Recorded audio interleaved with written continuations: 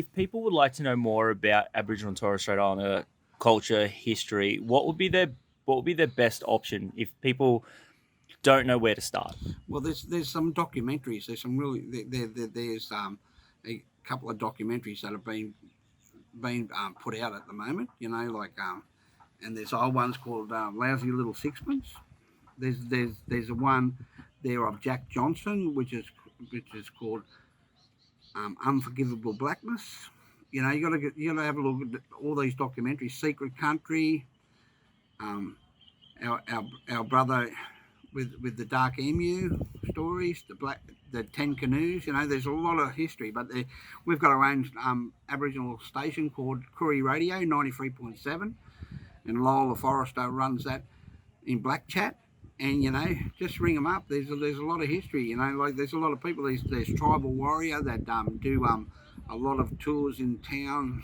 There's only Mark Campbell who does a lot of tourist attractions. And like anytime they just want to come and do a story out here, where there's a lot of sacred sites out here, and we need to get that around to show the people exactly where we come from. I've got two little ones, 3 and a 1-year-old. What's the best way that I could start teaching them about Aboriginal and Torres Strait Islander culture, stories? What would if I'm trying to figure out how to pass down knowledge? What would you recommend for someone like me? Well, I'd rather take us on a little walk, and that's what this message is with NAIDOC Week is Heal Country. Like we walk barefoot, we walk on the sand. We do bit pippy hunting. And it's like a shake a leg, and you got to transition to understand who we are. But you know what? We want to share that knowledge. We want to share that language. We want to share our arts. We want to share that story. So how would we access that sharing? Yeah, well, if you Google all this stuff, if you Google out there on the Koori pages, there's a number of pages out there. You just got to just look up Koori cultural awareness, or or go to Redfern. There's a lot of data now that is getting through, and especially with Aboriginal education.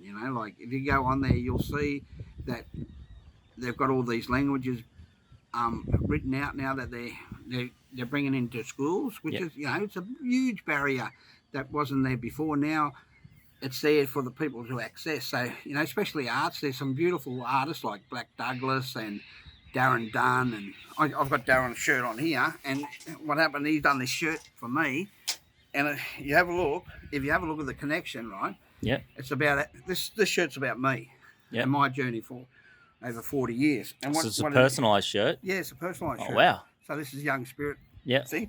So it crosses over to the rivers that meet to the campfires. Yep. And comes on our little journey. Yep. So, like, it's to share culture. And this is what it's all about, So just wanted to share that with you. Yep. So this is what we do as family, is try to connect each other to. He's a Dubbo boy too, Yep. So I just wanted to share that, and you can see the campfire, see?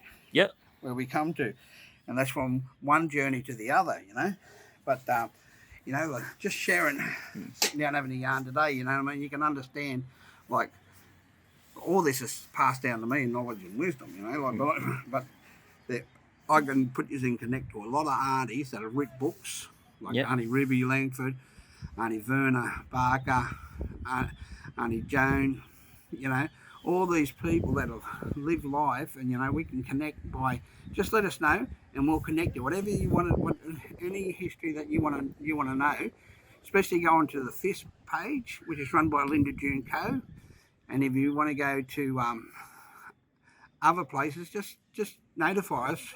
It's incredibly important to, and I think we were saying it before we started filming, was education's the key when it's going to come to stuff like 100%. moving forward. It's really important for us to really understand what's going on. Well, we've got the magpie coming to say hello to us, Yeah. So that means that to us that means like that's a vision somewhere, and he's speaking to us, so like the animals are very core to us because a lot of them are our totems. And our totems we can't.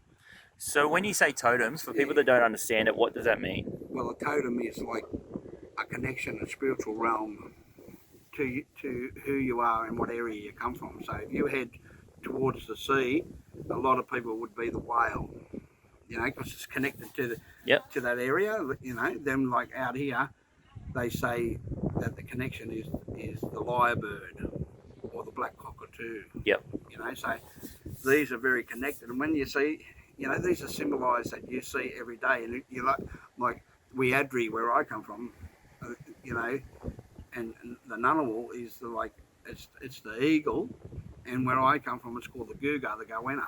Okay.